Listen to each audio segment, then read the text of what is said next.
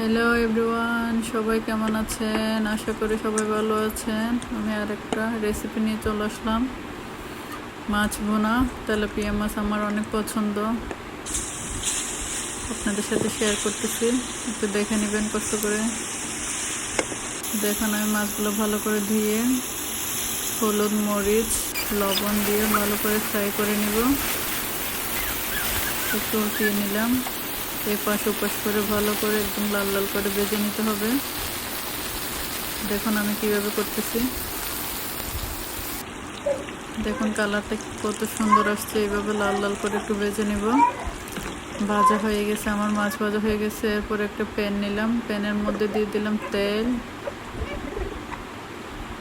এরপর চলে আসলো আমার ছেলে আমার কাছে। আমি রান্না করলে আমার পিছন পিছন তার থাকাই লাগবে। সে কিছুক্ষণ কুলে, কিছুক্ষণ হাঁটবে, আবার কিছুক্ষণ পর আমার কুলে আসবে। এই যুদ্ধের সাথে আছে আমি। দেখুন, আমার ভিডিও করতে আসলে বাচ্চা নিয়ে অনেক কষ্ট হয়ে যায়, তাও আপনাদের সাথে শেয়ার না করলে আমার ভালো লাগে না। কি করি সারাদিন। দেখুন পেঁয়াজ দিয়ে দিলাম, কাঁচামরিচ দিয়ে দিলাম, ভালো করে ভেজে নিচ্ছি।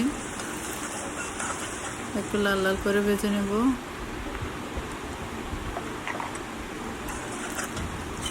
আমার ভাজাটা হয়ে গেলে যা যা মশলা, জিরা বাটা দিয়ে দেব। এরপরে রসুন বাটা দিয়ে দিলাম।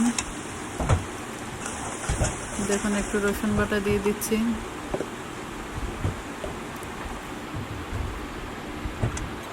এরপরে মরিচের গুঁড়া দিয়ে দিলাম, মাছের মশলা দিয়ে দিলাম, একটু আমার হোমমেড হালকা গরম মশলা দিয়ে দিলাম, হলুদের গুঁড়া দিয়ে দিলাম। ভালো করে নাড়াচাড়া করে এই যে একটু পানি দিয়ে দিলাম। মশলাটা একদম ভালো করে কষিয়ে নিব। ঢাকনা দিয়ে দিলাম। কষানো হয়ে গেলে আমি মাছটা ঢেলে দিলাম। ভাজি করে রেখেছিলাম যে মাছটা, ওটা দিয়ে দিলাম। এরপর একটু পানি দিয়ে দিব। বেশি পানি দেওয়া যাবে না, যেহেতু এটা বোনা বোনা করবো, তাই হালকা একটু পানি দিয়ে দিব।